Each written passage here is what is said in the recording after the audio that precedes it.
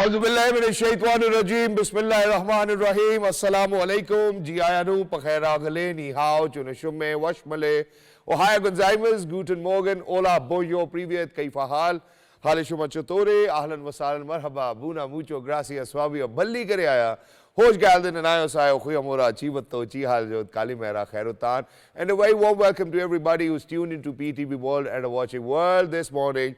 Alongside my very well-learned colleague who happens to be Miss Sadaf Ali Khan.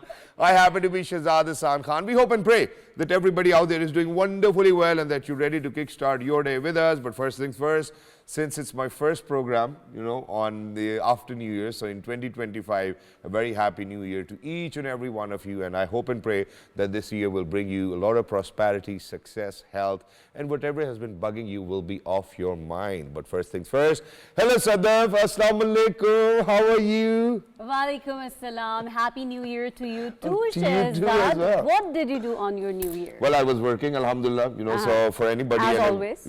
For anybody and everybody, I believe that, when the year ends, if you're working, and when the year starts, if you're working, I think that's something which actually kind of sets the tone, sets the tone right for each and every one of us. So as you well. have that momentum now. Shukr alhamdulillah, so it's totally because of my Allah Almighty that Allah has actually blessed us with such amazing colleagues and work environment that we are actually able to do it. But there's one thing, because I was in Multan, I just got back last night, and today when I woke up over here in Islamabad, it was too cold that I literally didn't want it to come. I was like, okay, kaun niklega is Razai mein se, and it was literally very difficult. Do you actually come across these challenges as well?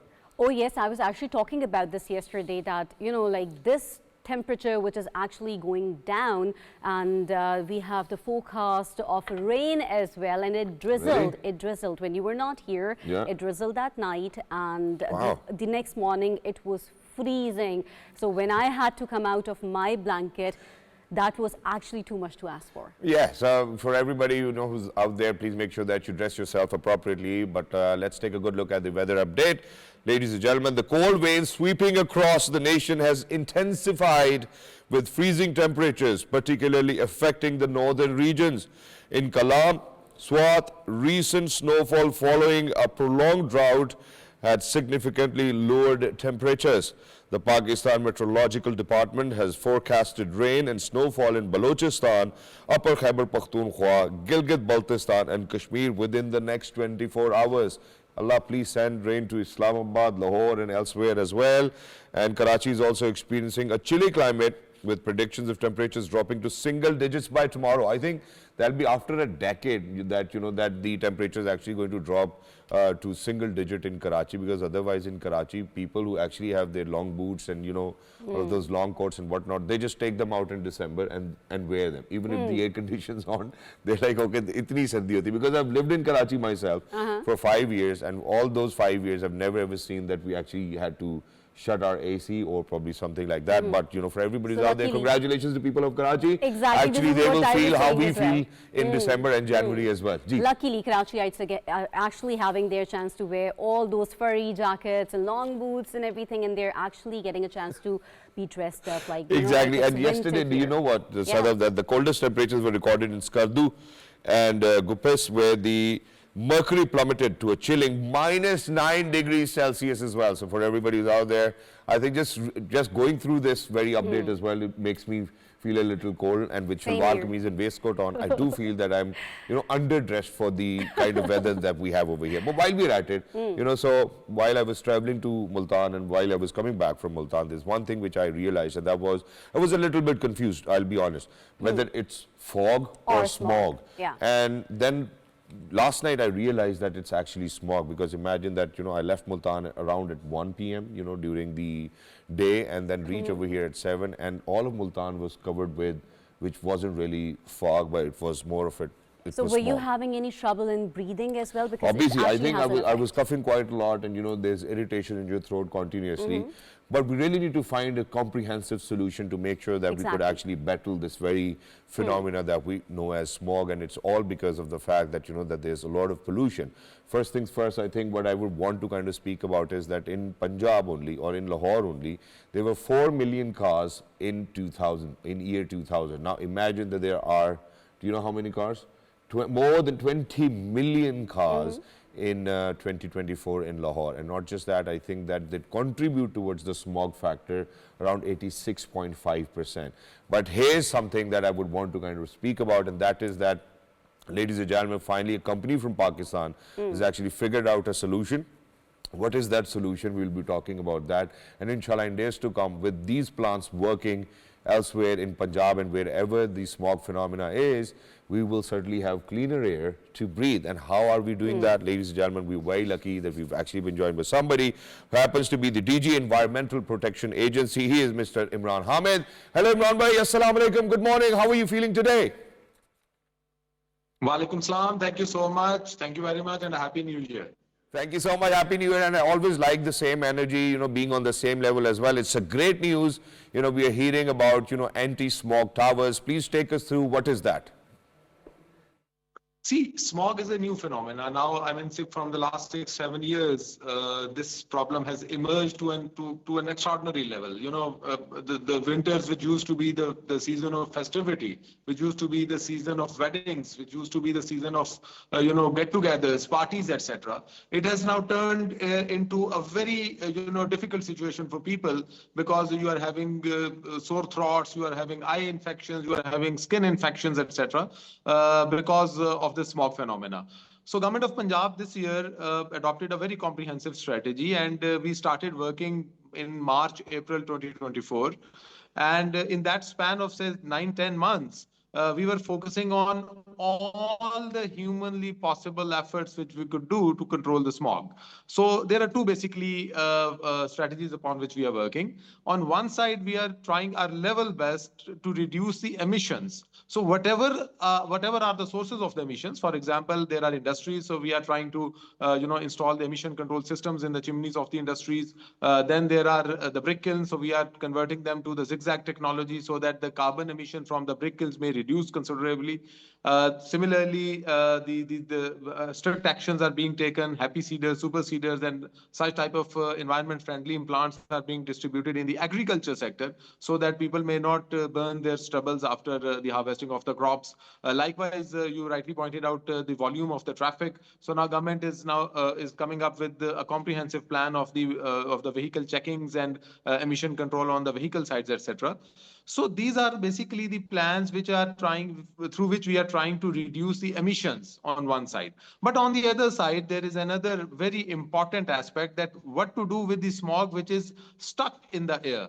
Because all these pollutions and all these emissions, when they go up in the air, and the air, there is a temperature inversion, the wind speed and the wind direction has gone very low. So all these pollutants get stuck in the air and they cover our atmosphere like a blanket. And we are forced to, you know, breathe in that, under that blanket, which has a cover of these pollutants.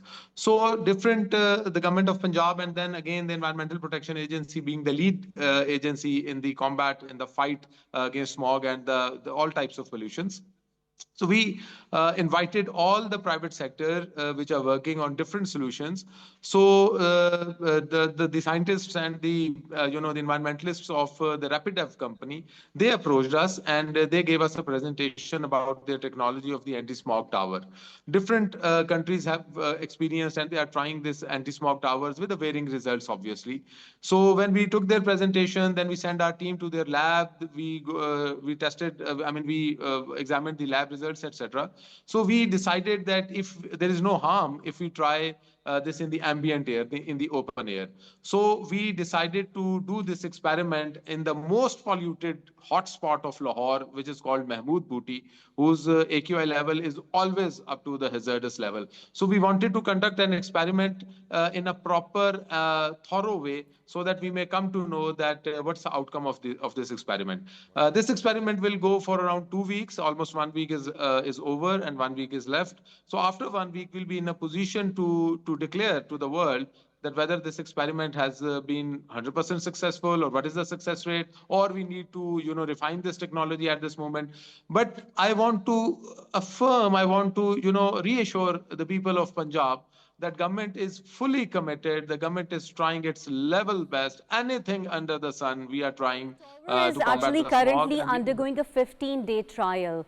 How far is that true? And what if the 15-day trial, if it goes well, what is next? What are we planning next? Yes, this is very important. See, it's a technology. It's a technology at this point in time. I would not like to comment on the technology because obviously it's at the trial stage. But if we come to know that the technology is working in the ambient air and the technology has the capability and the capacity to clean and to purify the air, then there is no harm in trying in replicating this experiment into different cities like Multan, Lahore, Faisalabad, Gujranwala, all the districts of the central Punjab which get stuck in the smog due to the temperature inversions and the low airspeed and air wind pressures. Exactly. And I think that, inshallah, probably in times to come, we will certainly see that, that there'll be progress and transition in this technology as well, and it's great. But sir, while we are at it and we're speaking of it, that, it's already been 7 days that, that the plant is up there, the Anti Smog Tower is up there. What results are you garnering out of it? And, if we are to kind of speak about the air quality index of that very place where it's being put to test, do you think that it's dropping significantly? And how does this mechanism work? Because what's going to happen is that, okay, unfortunately, that we are not able to kind of address the root causes of smog. But let's talk about how does this entire plant or the system works. For example, how an air conditioner works. Now we all know, that there's air and, it filters your air and whatnot. So how do you think that these towers are working and what's the mechanism behind it? If it's not too technical for you to answer, please go ahead. No, I mean, I think at this stage, since the experiment is going on, I must say, so it will be a little premature to, say that after, telling the results after a week. I would like to get the complete results of 15 days so that a comprehensive and a holistic picture may emerge. However, I would not leave this question as such. I would like to respond it in a way that, see, air quality index is a complex phenomena. It's not just the internal factors which contribute or the root causes of the smog. For example, the emissions from the vehicles or the stubble burning, or for that matter, industrial emissions, etc. But there is a very strong external factor which is basically, if you allow me to explain it a little bit. So actually, this region in which Pakistan is located, it is called the Indo-Gangetic Plains. So all the countries which are located in the Indo-Gangetic Plains or the Himalayan foothills, these are the countries like India, Pakistan, Bangladesh, Nepal, Bhutan, even Afghanistan. So what happens that in the winters, when the temperature inversion takes place, temperature goes down to the single digit or zero or even the minus. So the pollutants get stuck in the foothills of Himalaya. So that is why all this region has become a bad air quality hotspot around the globe. Even in the previous month, in the November, we were in Baku during this COP29, and the whole, all the world was talking about this Indo-Gangetic Plain and the issue of, this bad air quality in India, Pakistan, Bangladesh, etc. So if we say that by installing one tower, we will be seeing significant reduction in the AQI, I think that would not be a good approach, I think. So the better This is approach a is that good we see question that as how well. I need to this ask a tower question here. works and how One much air tower it is purifies. capable of filtering 50,000 cubic meters of air per hour Cubic and ton. purifying up to 1.2 million cubic meters per day. Cubic So ton. how many towers would we need specifically in one city if we talk about it? I think a lot of them. Yeah. See, again, I would say that the figures which you are quoting are obviously the lab figures. Since air is constantly moving in one direction, air changes its directions multiple times in a day. So in the ambient air, we'll have to see that what will be the result of this tower. And more importantly, this is very important, that our strategy is to see the cleaning process. If the cleaning process is working good, if the air which enters into this tower and the air which leaves from this tower and the pollutants are filtered inside this tower, the chambers, and we see the chambers after this, say, 15 days experiment, and we see that our scientists are 24 hours keeping a visual eye on this tower. So we are calculating the amount of air which it is sucking in. We are calculating the amount which it is sucking out, and then finally we will calculate the pollutants which get stuck inside the chamber of this tower. So in this way, we'll be in a position to tell that what is the efficacy of this tower. And then after this, Imran, one last question before we wrap up this segment, and that is that, for example, for all of those pollutants which will be stuck in the towers, after the air filtration process, what are we going to do with those pollutants, or the leftovers, which whatever or however, we want to refer to it as well? Do we have a mechanism planned for it, do you think? Or once again, we'll go out in the out and about and we'll be like, chalo ji, in pollutants ko wapas idhar phek do, taaki wo wapas hawa mein shamil ho jaye. So, how does that work? Excellent question. Excellent. Spot on. We have made a disposal plan for that. We exactly know that these are the pollutants which we cannot afford to send back to the air, because if we send back to the air, then there is no fun having this whole exercise. So what we are doing, that we have earmarked designated place in the dumping site of Lahore. So, and all these towers, first we'll take them to the laboratory, etc. The testings will take place so that we can know the composition of these pollutants, whether this is carbon monoxide, NOxes, SOxes, hydrocarbons, all these things. So from that lab analysis, we'll also get to know the sources of these pollutants, because different sources, industries, vehicle, vehicles, etc., emit different types of pollutants. So the type of pollutants and the quantity in which they are present in that, in that mixture, etc. So it will also tell us that what is the composition and what is the actual root cause in that area regarding the smog, and then we have a complete disposal plan for that, in a scientific way. That's wonderful, Imran bhai. And Imran bhai, there's one more thing which I would want to say to you. It's more of a compliment that that over here at PTV World, we alhamdulillah regularly are interviewing government officials and people who represent such agencies such as you are, and it's very rare that we come across a very well-learned gentleman who actually knows about his subject. So I think kudos to you that alhamdulillah that that our environment protection agency is being led by a DG who's actually very well aware of how the surroundings are. So congratulations to you and congratulations to us for a gentleman serving his nation, and that too on merit. I think it was wonderful to be in conversation with you. Thank you so much, DG Environmental Protection Agency, for being with us. Lovely to be in conversation with you. And yes, I know, Sadaf, look at that. Imagine that it's a solution which is home-based. There's a company within Pakistan which operates in Pakistan, comes up with this idea, why can't we do that? And that's the kind of progress that we need in our nation. Looking out for solutions which are home-based rather than importing technology and then burdening the economy and whatnot. So I think it's brilliant. Rapid, you guys are doing a great job, and we do believe that after the 15 days trial that these towers will be placed in different cities of Punjab or wherever the smog phenomena is. The air quality index will be actually and that we will have cleaner air to breathe. Exactly. I mean, that's exactly what we want. And when you have clean air to breathe, you can go to your stadiums, because our stadiums will inshallah be filled with people watching the Champions Trophy. And while we're talking about Champions Trophy, today, ladies and gentlemen, the second and final test of the series between Pakistan and South Africa is scheduled to commence today at Newlands, Cape Town. South Africa has announced they're playing 11 for the second test. The team has made 3 changes to their lineup. Quena Mafaka is set to make his debut, while Wian Mulder and Keshav Maharaj return to the squad. They replace Tony Dizozzi, Corbin Bosch and Dane Peterson respectively. South Africa is currently leading the 2-match series following a narrow 2-wicket win in the first test at Centurion. Wow. Best of luck to Pakistan. Exactly. I think it was a close call in the last game. Fingers crossed for Pakistan. Yay, Pakistan, you can do it. Now, I have a news where... Yeah, which one? Which one? Please, go ahead. Albania is to ban TikTok amid youth violence concerns. Oh. That's news. No? Yeah, so Albania's government has announced a year-long ban on TikTok, citing its role in youth violence after the fatal stabbing of a 14-year-old boy in November. Prime Minister Edi Rama said that the decision, effective in the coming weeks, aims to protect young people following consultations with parents and teachers. Now, business owners who rely on TikTok for marketing fear significant financial losses because, we all are dependent on the social media platforms. So, exactly.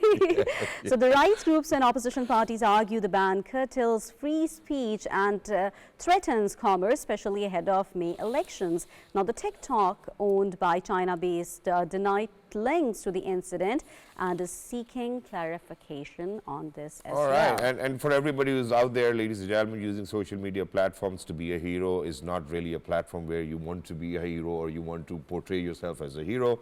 I think for the government of this particular respective country, if they feel like banning it, go ahead, but imagine that it is contributing to our economy as well, or your economy, people who are actually kind of doing TikTok lives and whatnot. Exactly. Making people a lot are selling of, their stuff on TikTok. Yeah, they're and making a the lot of dollars. There's well. an entire ecosystem. There's Book Talk, there's FinTalk.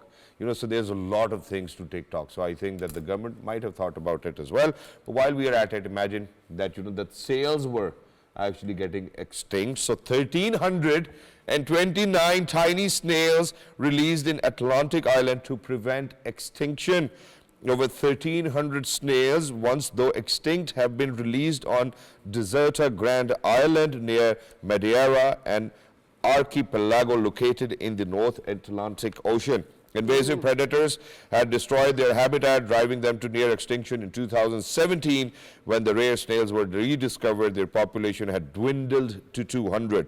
Conservationists collected the snails and brought them to zoos in the UK and France, including Chester Zoo. Wow, Exactly. I think it's great. Have you ever seen a snail having its food? Obviously. That looks so cute, actually. And I mean, they are actually very cute. She finds so many different things cute. I mean, I would have never thought about snail consuming food being cute. That's actually very that's cute. how women are, right? I think they find it, cute, Shona, and all of that. I don't know. There's another thing which is very cute. What's that? The butterflies. The butterflies. They obviously. look really beautiful. Why do you think that I actually spoke about snails, so, or environment in the first place? See, imagine that we've always, no, it's not even connectivity. I think for any host or anchor person to kind of connect the way that things are will actually kind of help him be a better person or being a better person at job. And see, we spoke about environment, an environment where it was difficult for even humans to kind of breathe. Imagine how the ecosystem is actually going to work. So it's going to have its own impact. Not just that, we were talking about snails, how they were going or were at a brink of extinction and how the researchers actually had to jump in. Now imagine, I've never ever heard about butterfly conservation, and that's exactly something that we will be talking about. And it's because of the fact that we never know whether butterflies were getting extinct, because imagine that there was a time in our lives over here in Islamabad that every morning when we will wake up, me and my sisters would actually chase butterflies in our garden, and there were so many of them. And all of a sudden, there's been a decline in, butterflies being around, being around flowers or nectar and whatnot, or the plants which they like to be on as well. So we're very lucky that we've actually been joined by somebody who happens to be a conservationist, chief program officer at the Butterfly Effect. She is Miss Shereen Abdullah. Hello, Miss Shereen. Assalamu alaikum. Good morning. Walaikum assalam. Good morning. Thank you so much, Shereen, for joining us. It's wonderful to have you. First things first, I would want you to please share with our audiences, what are you doing with butterfly conservation, and why do you think that we certainly need to do it? Thank you. Thank you for calling me on your show. Regarding butterfly conservation, if I talk about my program, it basically the foundation of my programs are 3 R's. It's built on 3 R's: rescue, raise, and release. So I started this program. I started awareness sessions like 2 decades ago, and then during this period, I started the butterfly clubs in schools. My main audience are my students at school, and as a program lead at Butterfly Effect, what we are doing, we are training students to rescue, raise, and release. We are teaching them all the conservation method, techniques, and we are teaching them this how to nurture from an egg to a butterfly. And Few we videos of you also as well, we are and where you were actually establishing telling about different these types of conservatories butterflies. at schools. So which types of butterfly are actually going extinct, and which types are you actually rescuing? So swallowtail butterflies, lime butterflies, Mormons butterflies, plain tiger, African monarchs, all sorts of butterflies. And I never knew it before you were on the show as well, that that there's so many types of butterflies. हमें तो पता था बस तितली है, बस जहाँ पे नजर आई तो बस तितली. Please go ahead. No, actually, I would like to, you see, this is the thing. There are in Pakistan, we have species from between 400 and 450. There's a number between 400 and 450. Now, decline of butterflies is not just Pakistan's problem, it's a global issue. There are reasons where butterflies are declining. The reason is climate change. The reason is degradation of land. Like we are there's a lot of development of land. There's no negative spaces that are left. Reserves or land reserves are not left. There's heavy use of pesticides, chemical use, chemical pollution, and also introducing, you see, non-native species of flora. That is also, you see, we are losing butterflies, and this is everywhere. If we don't work on that, we are not going to see more butterflies in our environment. Why butterflies are important for our environment? Because when we see butterflies around us, it means our environment is healthy. And Mentioned as a that it's a program lead global at issue. Butterfly, When we yes, talk about yes. butterflies, if God forbids they go extinct, what is going to be the effect on the ecosystem? Yes, if first of all, if there are no butterflies, it means we are in an extreme temperature. Either it's too cold or it's too hot. So this means that we are in already some problem, right? Yeah, And exactly. to engage students in my program, because there are a lot of programs that I've introduced to engage students through Butterfly Club and Butterfly Effect Club, what we are doing, we are teaching and training students to take this work forward so that it comes in a cycle, this awareness and conservation methods. These children are the caretakers of the conservatory and this And program. are they taking some And interest? Are what they are taking they? some interest in it as well, Shiri? Or is it more like, because Yes, me yes, as yes, kids, yes, I definitely, certainly would definitely. love to be around butterflies, would catch them, run around them, chase them, and whatnot. So, what about kids of today? The Gen 8 in these times, are they actually chasing butterflies, or they're like, okay, we want to go back to our Hmm. PlayStation, Miss Shiri, where have you brought us? Yes, yes. This is a very important question. Thank you for raising this thing. Uh, that is the reason we are doing this program through experiential learning. That's very important to bring those children from the room outside in the wild, outside in the air, among trees, on the grass, you see, to work with them. That's very important. This is a very important element because you see, there is children are getting away from nature. We need to bring them towards nature. If they are not close to nature, they will not be observant enough to take care of the environment because our children, our future generation, this environment is in their hands. If they are not aware, if they're not trained, then who is going to take care of that? How long we Exactly. are Okay, if going we to talk live? about the This general has to public, come can in a they be a part of it as circularity. well? Can This people has to come in a volunteer? Can they circularity. actually start doing it at their homes as well? Because, we don't need to get ourselves collected at one place to do it. It's a conservation process, and if they're going extinct, we all have to put our effort into नजर that. आएंगी तो बचाओगी ना, वो नजर ही नहीं हाँ. आ रही वो. Yeah. Yeah, actually, for in my program, the conservation program that I run, there are missions to engage general public. There is BRRM, Butterfly Rescue and Race Mission, where all the public they can, you see, approach me through social media, and then I help them. Help them, support them how to raise, rescue, and release a butterfly. That's how they are engaged. So That's exactly, Miss yes, Shereen, we that's need exactly what I awareness would is the want to main kind of thing. ask you. Now, number one, I think in your conservation plan, the best part that I came across was that you're making sure that you're going to support these species in their natural habitat. First of all, for our audiences to understand what is a natural habitat or what is a native plant for them, please go ahead, speak about it a little, and then we will come towards, the rescue, raise and release, how me and Sadaf can actually do it. Please go ahead. Okay. Uh, Host plants are the plants on which a butterfly lays eggs, right? A butterfly doesn't lay egg on every plant. There are particular plants where butterfly lays eggs, right? There are wild plants around us. Mostly the species that I work with the students, because they are safe. You can work with them without using any, gloves or anything. Those are the species from the citrus plants, right? And citrus are like lemons, limes, all these plants are available at home, right? They are domesticated plants. And sadly, people want their plants to give lemons, right? So they are spraying on them. They Yeah. just want, people usually want their gardens to be trim, drop, and for that reason, they spray it heavily. And Yeah. this cause a caterpillar not to complete the whole metamorphosis. And there are eggs and caterpillars that never change into a butterfly.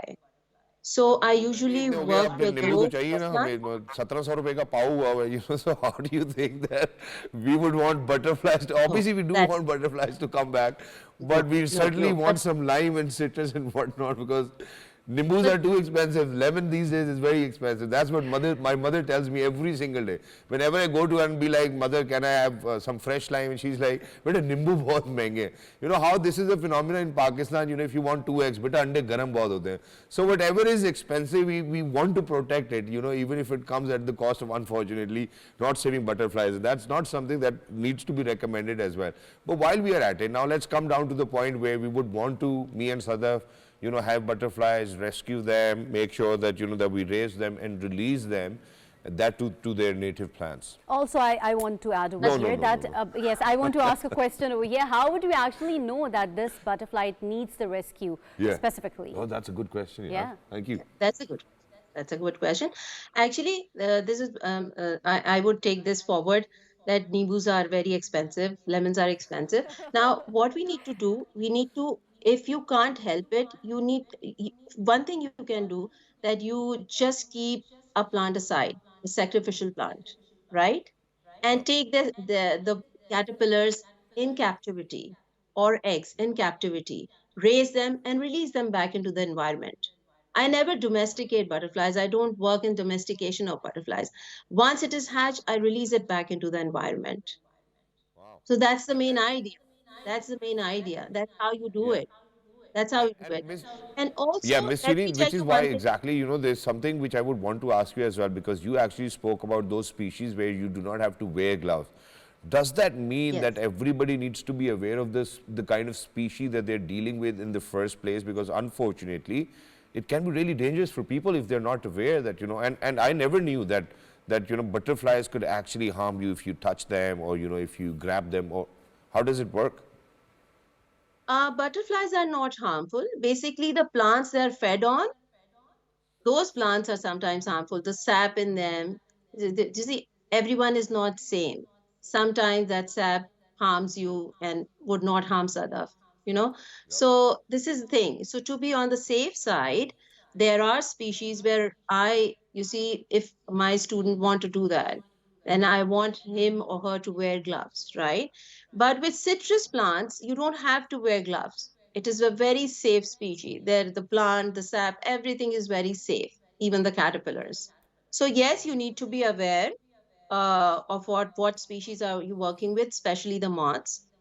There are moths that cause allergies and everything. So you need to be aware. And one thing I would like to mention here, that where you were saying that you see lemons are very expensive, and if we need to keep lemons, we have to spray on them. Let me tell you one thing: butterflies are pollinators. One of very good pollinators, like bees, right? Yep, yep, And yep. the food that is there on a plate, every third, morsel of our food is brought by these pollinators. So if we kill these pollinators, we are not going to have food eventually. Wow, Forget about that's the wonderful. Thank you lemons. so much for raising so much awareness, amongst our viewers. And yeah, so, for everybody who's been wanting lemons or nimbus, please make sure that you don't do that, because every third fruit which is on our plate is because of these pollinators. But thank you so much, Miss Chidi. And we hope and pray that you will continue to serve the butterflies in a way that you're already doing that. We need more people like you in our society, in our community, and we want more butterflies around us, Sadaf. No? Exactly. And like to conserve something, to actually hold something from going extinct, there was a species that actually went extinct. Really? And I'm Which talking one? about dinosaurs. Oh, yeah, yeah. They went extinct. So nobody actually was there to, have acted as a conservationist at that time. Otherwise, we could have Exactly. saved the dinosaurs. I think as we well. were too scared of them, which is why, otherwise we could have, kind of managed that. But while we are at it, I Yeah. think our, So the UK's biggest ever dinosaur footprints are discovered. The United Kingdom's largest dinosaur trackway has been found in a location in Oxfordshire. The trackway features around 200 footprints made of 166 million years ago. The tracks from the long-necked dinosaur and meat-eating Megalosaurus stretch up to 150 meters. That's huge, actually. That's why, people might be scared of them. Imagine, and I believe, so I think one day probably they're going to resurface as well. I think they're hibernating somewhere, and they're going to wake up and be like, हाँ भाई, dinosaurs aa gaye ab. Something of that sort. I think that'll be great as well. But while we're at it, imagine, it's always how you can actually keep your brain calm in situations where it's difficult for you, yourself calm, make sure that your heart rate actually stays normal, and it takes quite a lot of exercise and control, because a Polish man has actually done this, and a Polish man entered the Guinness Book of World Records for the longest full body contact with ice. Oh. The 53-year-old man remained in the icebox for 4 hours and 2 minutes, surpassing the previous record by 50 minutes. In order to achieve this record, all body parts besides the head and neck must remain submerged throughout the entire attempt, and only swimming trunks can be worn. The man's body temperature and state of consciousness were constantly monitored while he was in the icebox, and after he passed the unprecedented 4-hour mark, safety stewards decided to bring an end to the record attempt. Okay, so actually I can relate to it somehow, How because can you relate to it? like us women, we do something which is like ice Yeah, facial. शादियों के season में No, तुम no, लोग- we do ice सर्दियों facials. में- We actually put ice in a bowl, Yeah. and then we put some water into it, cold water, So that and then it- we to actually avoid put puffiness, exactly. right? We actually put our face into it, and then we take it out. Then we, we keep repeating that. So actually, that gives you shivers. It gives you chills. But Yeah. it's not just the But that's face. very good for your but face. yeah, I know, Yeah. but it's not just the face. But imagine the entire the whole body body. submerged in ice for 4 hours. Yeah. I think it's on a different level as well. I don't know if Exactly. anybody can do it. और वो भाईजान जब निकले होंगे तो बेचारे stiff होंगे ना. I don't know how he must be behaving. Obviously. But congratulations to him. But while we're at it, ladies and gentlemen, we do know for a fact that there are international days every single day, and PT World this morning always makes sure that we observe them. And there's a reason why we observe them. So first of all is to raise awareness. Second, obviously, we do want our governments to kind of take action to make sure that things get better. And in this line, today actually happens to be the International Mind and Body Wellness Day. Now Exactly. imagine that International Mind and Body Wellness Day is being observed annually on January 3rd to highlight the crucial link between mental and physical health, emphasizing the need to balance the both. The day encourages adopting healthy habits that benefit both mind and body. Consuming a balanced diet with vegetables and whole grains supports overall wellness. So please make sure that you look after your mind and body, ladies and gentlemen. It's of utmost importance. And where we spoke about, the Mind and Body Wellness Day, imagine that there's another day which is going to be on Saturday, but we would want to kind of raise awareness. It's a government responsibility. We being a government body, we will always love to kind of speak about it. So tomorrow it's going to be World Braille Day. Exactly. Now imagine that Braille is actually a way with which people, who are blind, people who are especially able can actually communicate, learn, and kind of, give back to the community and society as well. And that's exactly what we want to highlight today, because imagine that there are 1 billion people, and, so they're less likely to access healthcare, education, or employment. And, they lack all of these facilities to kind of which will enable them to contribute towards the society and community. And to speak about it, we're very lucky that we have been joined by our hero, a personality who actually inspires me quite a lot. Not just that, imagine that, you know, he's the first visually impaired psychologist in the history of South Asia, Vice President of Human Rights Cell, Pakistan People's Party. He's been contributing ever since. Ladies and gentlemen, we're very lucky that we have been joined by Mr. Zulqurnain. Asghar, hello, assalamu alaikum, good morning. How are you doing today?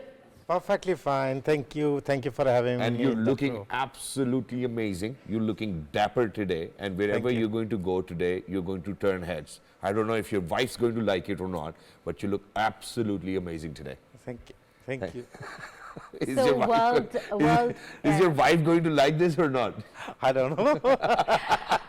So talking imagine if about there are it- other women looking at you. Do you think that this is a great idea for your wife to be happy or sad?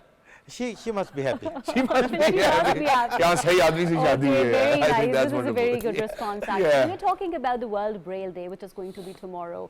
So, have you do you know about the Braille? I mean, like, have you learnt it? Have you learnt using it? And how much important is this in the life of a blind person? Thank you. This is a very important question. I have learned Braille in my school days, and I use Braille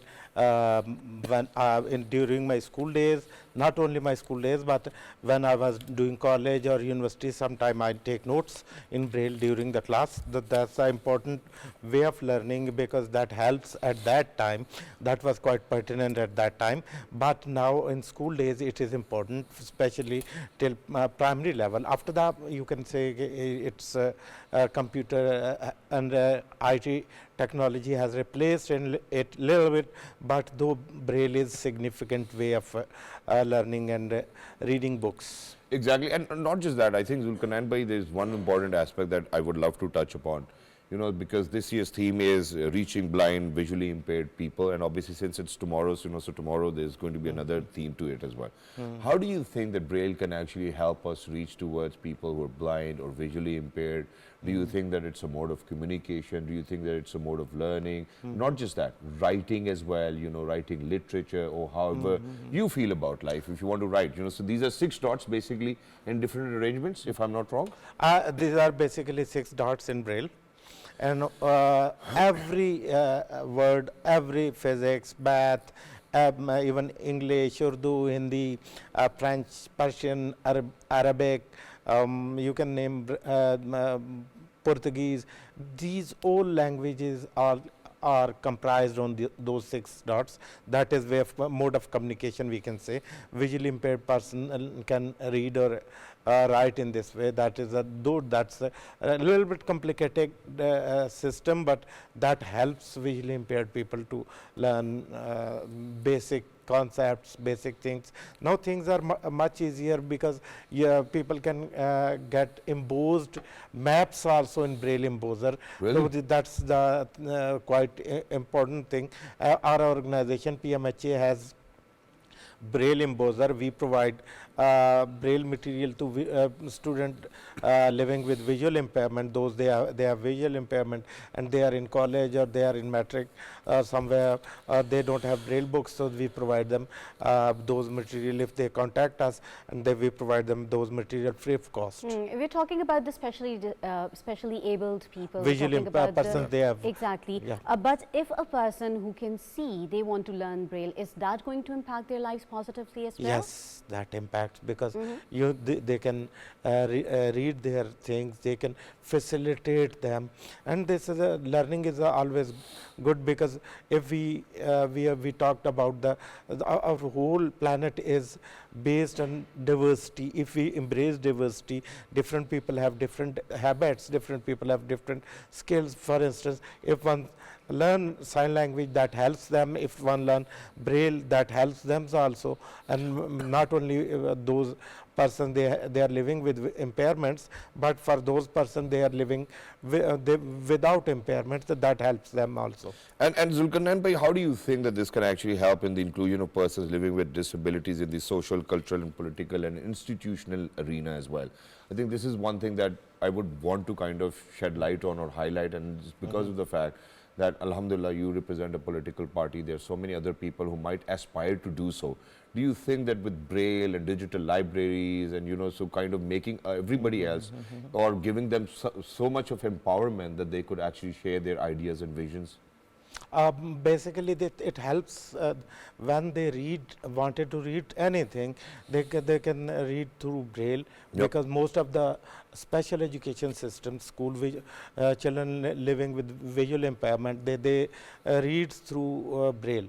And if we enable them, provide them all those, every book which is available in printed form, that can be translated in Braille. So that is the easy way to provide them access to the knowledge. This way, this empowered them.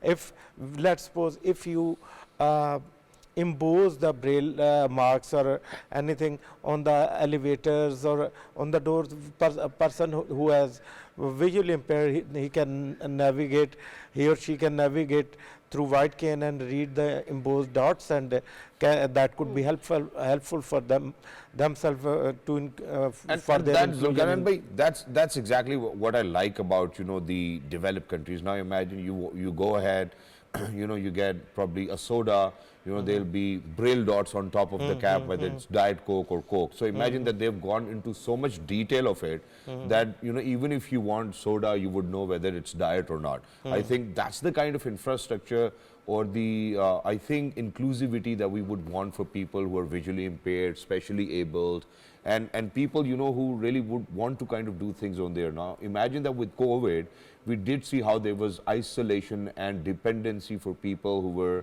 visually impaired or were specially able. How do you think that in days to come that we can have or introduce reforms which can contribute towards you and me going to work the same way that everybody is? Basically, the thing is, if we can, there are simple things. For instance, medicine companies, they print things. If they include Braille embossed dots simply on their packets, that is the easy, and that's the prime responsibility of health related health ministries or health departments. They compel them to emboss those Braille things on the medicine life-saving drugs. For instance, if we construct a building, it's quite easier if in public service building they impose the signage in Braille. That's it doesn't involve much cost. True. It rather it doesn't increase the cost. Basically, it's a mindset. We need to shift the mindset. Those mindset sets could be shifted if we implement Pakistan Council, Engineering Council's accessibility codes kind of thing while constructing the buildings. Yes, that is still there. Exactly. And thank you so much, Zulqurnain bhai, for being over here and raising awareness about such an important topic, which obviously, ladies and gentlemen, tomorrow is going to be World Braille Day. But Zulqurnain bhai, यहाँ से आपने सीधा घर जाना है, ठीक है, वरना भाभी नाराज हो सकती हैं. Okay, आज आप बहुत smart लग रहे हैं. And for everybody who's out there, ladies and gentlemen, Jummah Mubarak. Please make sure that you're one of those people, within your community and society who are always trying to make it a better place to live. Our country, maybe this world, looking after your flora and fauna, and being, that kind-hearted who can actually kind of, be out there for people, because we are social beings. We need each other. We need each other's support. And I'm not going to go into the nitty-gritty of when you need to say no and whatnot. So if you are able, if Allah has given you, some sort of capacity, please make sure that you utilize it when we need it in 2025. Be a better person every single day. We'll see you on Monday, inshallah. Until next time, you want to say something? Yes, I want to say that take care of yourself and have a really good day. Until next time, Bye-bye. Jummah Mubarak, Allah Hafiz, good morning, have a great day. Zulqurnain bhai, सीधा.